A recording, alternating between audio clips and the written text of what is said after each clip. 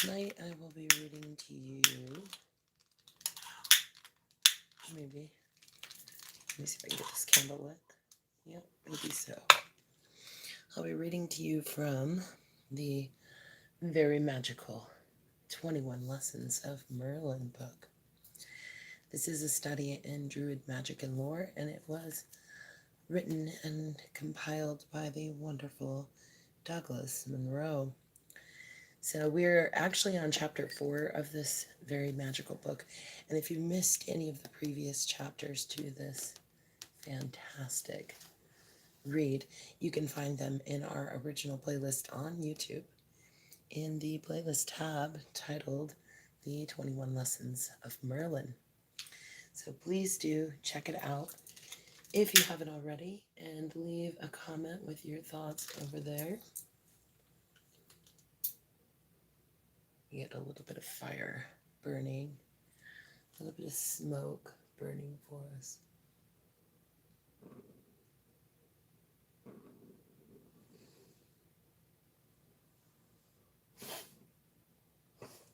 There we go. Perfect. All right. So last chapter was the box, and the box was so interesting.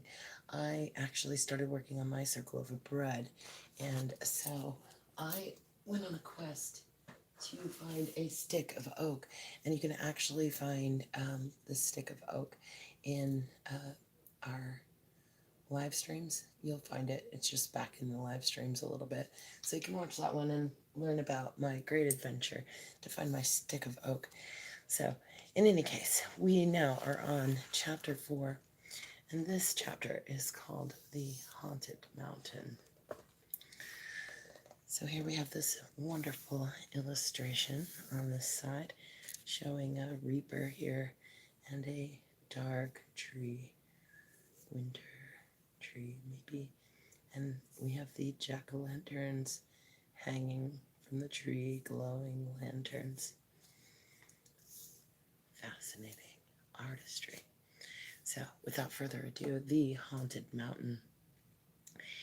The most beautiful thing that we can experience is the mysterious. It is the source of all true art and science. He to whom the emotion is a stranger, who can no longer pause to wonder and stand wrapped in awe, is as good as dead. His eyes are closed. The insight into the mystery of life, coupled, though it be with fear, has also given rise to religion. To know what is impenetrable to us really exists, manifesting itself as highest wisdom and the most radiant beauty, which our dull faculties can comprehend only in their most primitive forms. This knowledge, this feeling, is at the center of true religiousness. Albert Einstein. The events of summer wandered slowly into autumn, as my anxious hope for Merlyn's next visit passed likewise into discouragement. It was not that my enthusiasm toward apprenticeship had all lessened, but only that it was difficult for me to understand why my newfound teacher had apparently chosen to abandon me without so much as a word. After all, I had carefully completed each task with which he had left me. My druidic symbols of mastery were constructed to the best of my ability, and no animal flesh had touched my lips for many months. And every day I washed my new robe in the woodland spring, by which I afterwards meditated on those lessons of magic I had witnessed there, exactly as I had been told. But when empty weeks became lonely months with no sign of another visit, it was little wonder that I began to question whether Merlyn had judged me unworthy to bear the responsibility of his teachings.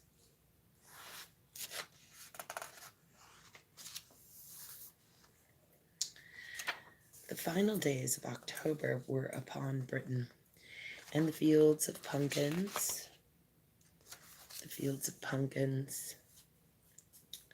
lay ready for harvest. their bright orange treasures standing hidden among a brown nest of tangled vines. No sooner was the harvest complete than delegations began to arrive, as they did each year at that time, to celebrate the high mass of All Souls' Day at our monastery. Activities were scheduled to begin the following morning, and already 20 priests and bishops had arrived with their many novices. The accommodate, sorry, to accommodate them all for the duration, many of us were forced to vacate our bed chambers in favor of sleeping outside under the stars. A sacrifice I never minded, as I always preferred the accommodations of nature to those of man, and to my great delight, that particular night was no exception. Iltyd and I were among the first so required. Our community was especially busy that November Eve, as the number of visitors far surpassed what had been expected. But at last, after all preparations were complete, both saint and sinner lumbered off, thinking only of sleep. I knew the night was a special one, a night all Christian men seemed to fear, a night to remain inside behind fire and hearth with the door firmly bolted, for it was Samhain, All Hallows Eve, to the followers of the old religion. Many were the times I had lain awake far into the night listening with strained ears as my older companions whispered tales of demons and deathly spirits which roamed the earth from dusk to dawn, searching for living souls to torment as they themselves were tormented. Even though I found such stories hard to believe, their mere mention filled me with wild longings for adventures, longings that the tales just might be true. Something I did know for certain was that the common folk built immense bonfires throughout the darkest hours in an effort to keep the forces of the other world at bay. This, at least, I had seen myself. Each Samhain since earliest childhood, I had somehow managed to steal away after everyone was asleep, watching in wonder until dawn as hundreds of fires blazed off the mainland like a sea of giant fireflies in the autumn dark. It was in this very way that I experienced my first real taste of mystery. That particular Halloween, being colder than usual, I snuggled deep beneath my mound of woolen blankets, shivering with thoughts of the heavy frost which would surely cover all by morning. My companion in exile, Iltyd, had done the same. His heavy breathing told me that he was already asleep just a few feet away. In fact, save for a handful of yellow lamps burning behind shuttered windows, the entire settlement seemed to be at rest. Overhead, the sky was filled with pools of brilliant stars, as I watched intently in hopes of seeing one streak across the firmament at blinding speed. Then the annual thought of making off to view the Samhain bonfires crossed my mind, while the night's air's crisp bite soon convinced me that the idea could wait. And so, after counting my ninth shooting star, I finally passed into a sound sleep. Normally, the quietness of Tintagel on a late fall evening was broken only by the untiring sounds of the sea, or by a choir of crickets in the surrounding meadows, but on that eve I was roused by a sound distinctly foreign to the island, a ghostly sound of musical design. Still uncertain whether I dreamed or not, the voice of an unseen flute rose clearly above the pre-dawn calm. I threw off my coverings and made a hasty yet uncertain estimate as to the direction from which it came. Aware of how deceptively sound travels on a cold, damp night, my ears soon brought me to the front gate, and beyond, down the road over the land bridge and onto the mainland. Fortune was with me, for both the gate and the roadway were empty as I passed through the monastery grounds undetected. Only 3 times in my life had I ventured so far from the settlement, and then only to assist a trading party back from Bossony Manor. So acute had my senses become as a result of Merlyn's teaching that neither The slightest sound nor motion evaded my attention as I moved silently toward the town. The flute's drifting tones grew louder as the distance from Tintagel increased. All along the way, the fields were alive with fire. Groups of people huddled close to escape the dark dankness and black superstitions of Samhain. Occasionally, I happened by gatherings of folks dressed in festive colors and wearing grotesquely carved masks, no doubt an attempt to frighten off all wandering specters of death whose presence were everywhere to be felt upon that night. And at other places, the roadsides were heavily strewn with the unconscious bodies of men and women that had drunken themselves into a stupor out of sheer terror or dread. All this I noted without much concern, my main interest still lying in the mysterious music which beckoned me further with each step. Perhaps I thought, it is the forest god, Cernunnos, as he bears his reed pipes through wooded glen upon cloven hooves. For what could be more natural than to presume his presence on such an occasion? With such suspicions before me, I slowly approached a secluded grove of oak trees, from which I felt certain the music came. The rays of a small fire filtered through the matted leaves. Suddenly there was a shuffling in the tall grass beside me. I spun around sharply, and there came face to face with the magnificent stallion tied securely to a sapling, his bright eyes darting wildly around the muffled blackness. "Where did you come from?" I started in surprise, freezing instantly as a shadowy figure emerged from behind the horse. "Why, he's mine," came a familiar voice in answer, "and a good thing, too. You and I will have much need of his swiftness before this night has come to an end." The voice, of course, was Merlyn's. "And what took you so long, young Arthur?" chuckled the druid as he stepped into the light. "This time, who is waiting for whom, eh?"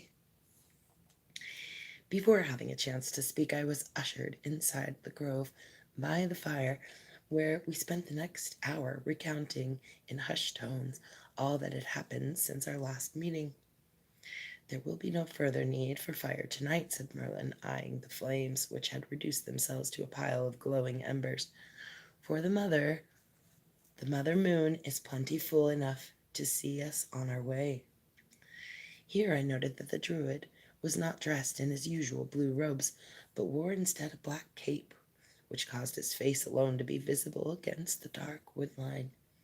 Then I found so out of character This I found so out of character that I voiced my question as we prepared to depart. "The color black," he responded while fastening a strap, "is symbolic of the deepest secrets of magic. I wear this color when I wish to become one with the world and not stand apart from it. White represents all that is pure and visible in this sphere of a bread, while black is a bridge to the other world. Black is the color of true union." Merlin tossed me a smaller version of his own robe and motioned that I put it on. "Wear this so that we might join together in the world of mystery this eve," he said while mounting, and no sooner had I the garment over my head than a long arm pulled me up onto the steed. With one quick tug of the reins, we sped out over the veiled countryside as I clutched madly at the druid's robe for balance. After what seemed like hours of riding along endless trails, we paused for a moment in a small town where Merlin commenced to ask the time from one of the many villagers busy tending roaring street fires. It was well into the 11th hour before we were out of town and back onto the main road. "That was the township of Exeter," Merlin called back against the wind, "which the Romans called Isca Dumnorium in times long past. Our destination lies not too far from here." Despite those words of assurance, I had resigned myself to another long stretch of road when the horse was pulled to an abrupt halt. "Behold, we have arrived," the druid announced loudly, pointing straight ahead. And though a cloud of vapor ushered from the exhausted animal, I made out the silhouette of a broad hill looming before us. "Quickly, we must follow that trail, lest midnight catch us unprepared," he added with a tense edge to his voice. Before I realized what was happening, the horse was hastily tied, and we were making our way uphill along a narrow footpath skirted on both sides by thick bushes. The air smelled wet and damp like a bog. Moisture glistened over everything in the pale moonlight. Clad in our black raiment, I doubted that even a keep-sighted owl would have detected our passage up the hillside, so much like shadows we must have appeared. Gone were the bonfire legions dotting the countryside. Gone were the massed crowds. Every bend was deadly silent, and I wondered at this. Soon we came to a sharp fork in the path where Merlin paused and said, "Here lies the barrier between the physical world and the other world. Here we must part company for a while, you and I." The druid must have read the expression of horror across my face at that moment, for he continued at once without permitting me a word in between. "Do you understand why it is that the festival night of Samhain is honored by the druids above all others?" I shook my head slowly, not certain that I was at all interested in hearing. "Because," he continued, "it is during this time, and no other, that the veil separating this world from the other world grows most thin, allowing countless worlds to pass among us with great ease, a time requiring careful control to overcome the fear it generates. As you have witnessed, the common folk know much of this fear, but little of what is needed to master it. Overstuffed bonfires and saintly prayers are all they know of wandering between worlds this night. But us, we are masters of such things. Masters." I watched in amazement as Merlin's eyes kindled wildly into flame for an instant and then died. He took a deep breath and smiled before resuming his typical reserve. "You, Arthur, have already tasted victory over the elemental kings. What remains of this eve are the demons of your own mind to conquer, the most formidable forces of all. To triumph in this challenge will earn you the rank of formidable Ovid, the most official order to Druidism. So long as you accomplish it alone and without aid of any kind, I will remain here, awaiting your return. Go now, your destiny lies along that way." Frightened, I started toward that left fork, down which Merlin pointed, knowing that the first critical test of my apprenticeship lay ahead. The concept of try, I thought, no longer applied. This time I would either succeed or fail. As I moved ahead, I could barely hear Merlin murmuring some passage or spell under his breath, but it carried well enough through the night air. Faint light gleam over the hearth, ghosts of Arden pass through, and show your distant forms, misty Loda, house of the spirits of men. When ghosts vanish like mists on a sunny hill, open your doors. Skirting cautiously along the unfamiliar passage, my imagination went wild, sending dozens of chilling memory fragments racing along my spine. What was it Merlin said? Ah, yes, that Exeter and its hills used to serve as a Roman stronghold before the coming of Maximus. Childhood nightmares began to surface, stories of bloody Roman legions and their merciless attacks against innocent Britons. No single image terrified me more than that of a Roman soldier hiding in ambush, and hadn't the very road been trodden into rubble by such barbarians? Even though I knew well the importance of keeping a tight grasp on my emotions, my imagination still raced with chaotic thoughts that only a boy could have, or an on an abandoned road late at night alone, at a time when death itself walked abroad. Merlin used to say that it was not the task that really mattered, but only one's reaction to it. Trying to put that advice to use only quickened my pace until a large clearing opened suddenly ahead. As the spot grew closer, there emerged what seemed to be hundreds of small geometric shapes covering the ground, each aglow in the silver light. Not until the clearing stood fully exposed to view did the true horror of my situation become a reality. There before me, vast and silent, lay an ancient graveyard located on the very hilltop. It was barren, weedy, area about 50 rods square, surrounded on four sides by tall hedges of unkempt trees and bushes. After several minutes, I managed enough courage to walk within an arm's length of the tombstones, bending low to study the inscriptions, which were still visible on a few. Vaspicine his Iacit filius severus, read the first, while another, Hic citus Tascendius sterniter in Felix Eliano Vilner. He falls unhappy by a wound intended for another. I translated slowly, under my breath, struggling to bring years of schooling into focus. Two things caught my attention. One was the language and the lettering style employed on the carvings, and the other was the name Tacidonis. Somewhere in the deep recesses of memory, that name made a connection, a Roman one, a writer or philosopher, perhaps. No, a leader, an emperor general. Suddenly, it all made sense. The place, Isca Damonorium, the Latin letters upon stone, the name Tacedonius, and the desolate appearance of the site itself, as if abandoned by a race vanished long ago. Ah, by the gods, Merlyn had sent me into the midst of a Roman graveyard.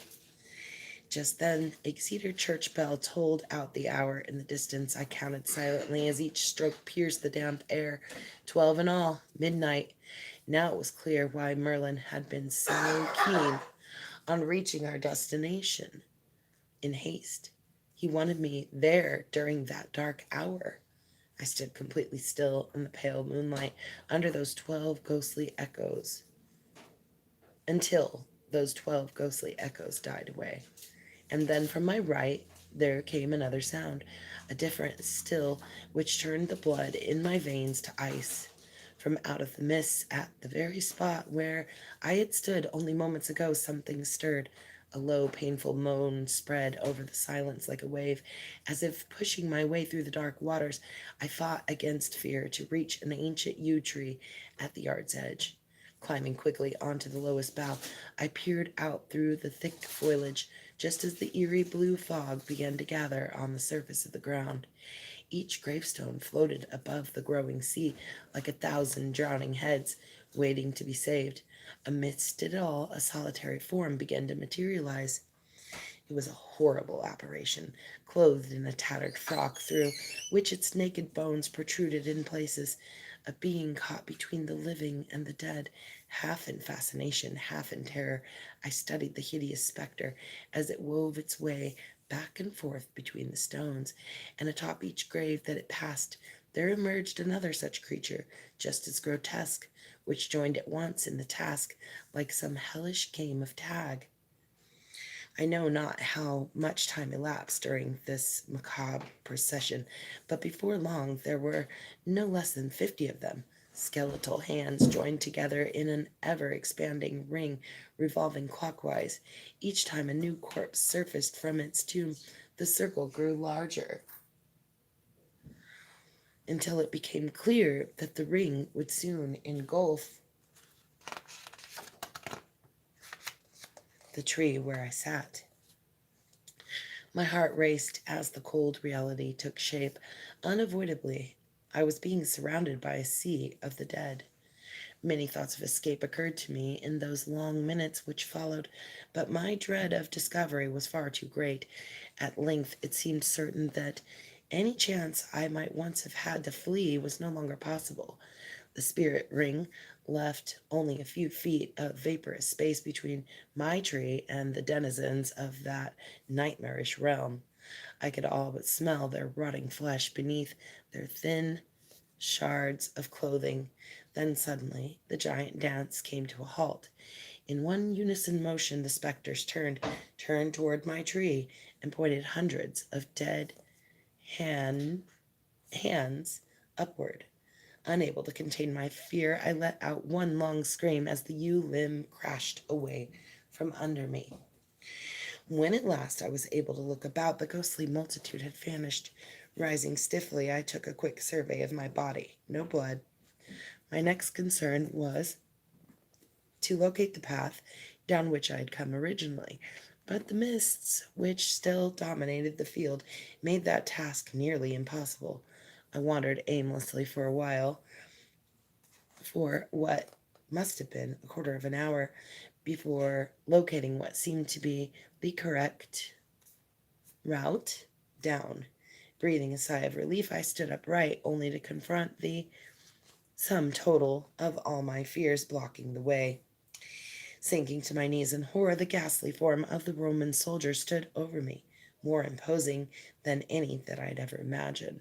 Dressed in battle array, it held high in its hand a long sword, dripping scarlet with blood of countless human heads, which lay scattered about its feet. In a strange way, the figure seemed almost familiar, having lurked since childhood behind all of my most fervent nightmares. But this time I knew something was different. This time my nightmare had come upon me for my death. And at that moment I knew beyond all doubt that even a dream at times was enough to kill. From out this personal hell, I remember seeing the face of Merlyn floating among the mists as if to encourage me onward. Under the eyes of my mentor, I found the renewed conviction for one final effort. Breaking off a dead tree branch, I thrust it valiantly at the supernatural warrior with all my might.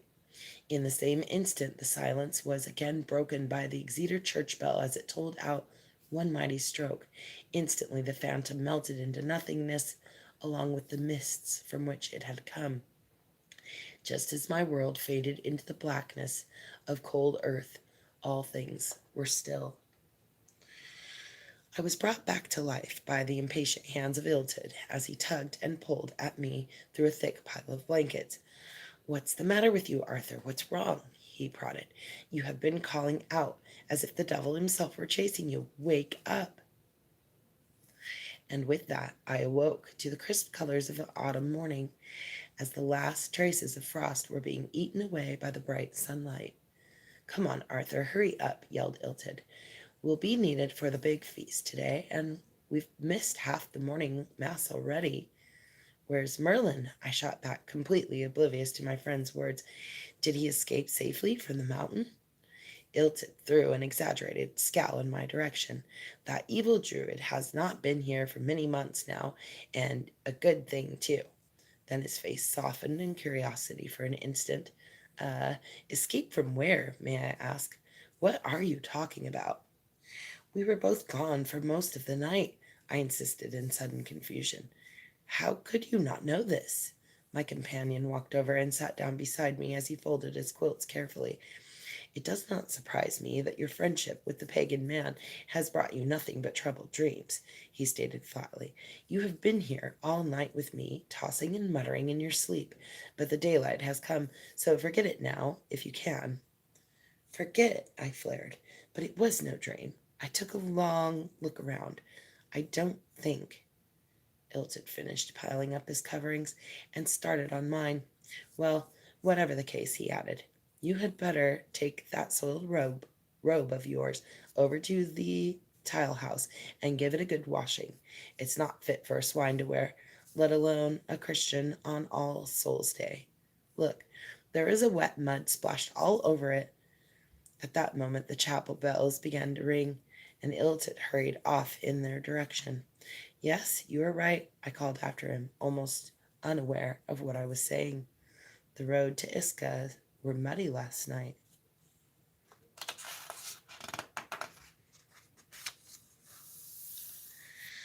So this is, let me double check here, but I do believe, let's see, we were on chapter 4, so this is the summoning. Let me double check back here on our list here. Yeah. Okay, so the summoning is going to be a breakdown of what we just learned in chapter 4. So to begin here, we have this wonderful picture of, let's see, it's not sure. It looks like it could be Merlyn talking to Arthur. It could be, almost looks a little bit like Jesus speaking with one of the apostles. Very interesting. And it doesn't tell me here, does it? maybe here. The grave of the nun's son on Noas Mountain, Lord of Battle, Lu embraced chief magician Merlyn Emrys. So, the summoning. Contemporary man is blind to the fact that, with all his rationality and efficiency, he is possessed by powers that are normally beyond his control. His ghost and gods have not disappeared at all, they have merely got new names. That was C.G. or Carl Jung, Collected Works, Volume 12. Haunted Mountain is a story of Gothic horror, a dark, mysterious adventure which culminates in a youth coming to terms with the darkest corners of his being. It is the sort of story which typifies the mood and feel of Samhain, the festival of the otherworld hunt, a tale of which the Druids, as primal mystics, would have taken tense delight in recounting to a circle of their apprentices around a Halloween fire late at night. The images evoked are archetypally sinister and provide an ideal match for an unusual ritual that is found in section 13 of the Book of Ferald, entitled The Summoning. Yes. The author has therefore selected to present the rite exactly as given in the text, as an authentic companion exercise to enhance and magnify the supernatural overtones presented in Haunted Mountain. And due to the Gothic nature of this rite, the author suggests that it may not be suitable for enactment by all readers, in which case it is presented for symbolic purposes only. For over 1,000 years, the following grave epitaph has been recited by Western mystics of all persuasions to summon forth the shade of Merlyn the magician for counsel, a 6th century tombstone from Merlyn's grave on Noas Mountain, now modernized to New Hill near Carmarthen town, reads as follows: Bed an ap Lilian, Ewan Wes found Elugra el Yumres Priv Dwen Murden Embrace. And again, this translates the grave of the nun son of Nues Mountain, Lord of Battle, Lul Embrace, Chief Magician, Meriden Emrace.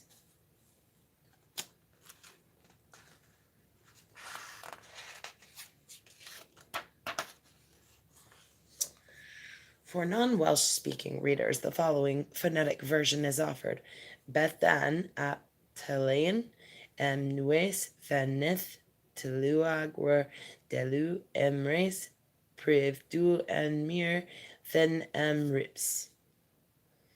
Memorize this passage so that it can be recited perfectly with all noted vocal inflections. Next, the setting. The rite specifies that the summoning be performed upon an appropriate threshold day, meaning dusk or midnight during a dark moon, or optimally upon the eve of Samhain itself, October 31st at midnight, and in an appropriate spot within the confines of a remote graveyard high upon a hill, far removed from the habitations of men.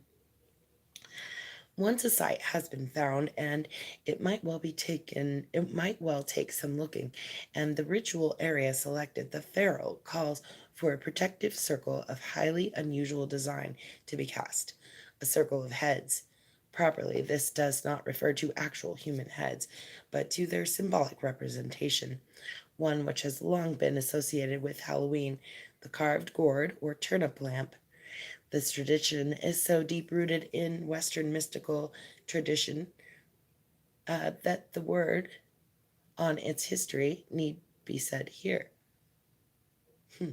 Today we carve pumpkins on All Hallows Eve, but in Druidic Britain and Ireland in specific, where the custom began, the common folk carved large turnips, squash, or gourds into hideous faces, into which they then placed a lighted candle. These were then placed on a windowsill or doorstep of the household to protect the family from otherworld beings which roamed from dawn to dusk on Samhain. Traditionally, there was one head carved for each child in the house. Now, why a head? Because the noble head of the Celtic people was an ancient symbol of protection, stemming from the legend of Bran the Blessed. Bran was a great king from the time of legends, who ordered that his head be cut off and buried in London's White Hill, where the Tower of London now stands, facing across the English Channel, so that the land would never be forever safe from foreign invasion. So that the land would be forever safe from foreign invasion. And even this legend had its roots in older Celtic notion from the seat of the human soul resides in the head. So the carved gourds of pumpkins of today stand to evoke the protection of Bran's head. For this reason, a circle of pumpkins, trans pimpkin, is in the MSS is cited as a sort of supreme druidic protective system, and it is called for in the summoning. 9 carven heads lighted and facing outward, with the druid in the center, provide the necessary protection during the evocation. Actual live pumpkins or squashes the best, but clay or ceramic models may be substituted. This circle is to be set up the morning before the summoning. Lastly, a specified incense must be prepared. Traditionally, this should always be burned in an iron cauldron upon a bed of coals. True to druidic herbal form, the ancient formula guideline is followed: an herb, a flower, and a tree make 3. So 1 part wormwood is the herb, 2 parts ghost flower, the flower, modern datura, and 3 parts yew, the tree, or juniper, cypress. Verse memorized, sight found, circle of heads cast, and incense on location and ready to be burned. Next, dress yourself in a dark robe and wait until nightfall. At exactly 30 minutes before midnight, go to the graveyard, light the heads and incense fire in the cauldron, all inside the circle. Burn small amounts of the mixture over the next half hour. Then at midnight, do as follows. Heap remaining incense on the coals. Sit in center of the circle. Slowly recite the summoning 9 times in succession. Wait patiently for the apparition to appear. The shade of Merlyn may then be asked 3 questions. Release the shade by extinguishing the incense fire completely. When it has departed, extinguish the heads and leave the circle. This concludes the rite of the summoning. Many adaptations of this may be successfully used when based intelligently upon the original. The reader is encouraged to create a version workable to his particular situation, keeping in mind that greater success will be enjoyed the closer his adaptation matches the original. The rite is always to be performed alone. While awaiting the midnight of the rite, an appropriate mood, state of mind can be invoked by playing, listening, or singing music appropriate to the event, either performed or recorded. Several superior examples may be found in the appendix to Chapter 11, Song Spells. Other excellent modern compositions which capture the spirit of Samhain are Ancient Voices of Children by George Crumb, Dance Macabre by Camille St. Jean's, and God Created Great Whales, Alan Havans. Sinfonia Antarctica, Vaughan Williams, I missed one there. Aperibit Repentina Dies by Paul Hinsmith. The Sorcerer's Apprentice by Ducasse. Le Sacre du Printemps and Requiem Canticles by Stravinsky, and The Planets by Holst.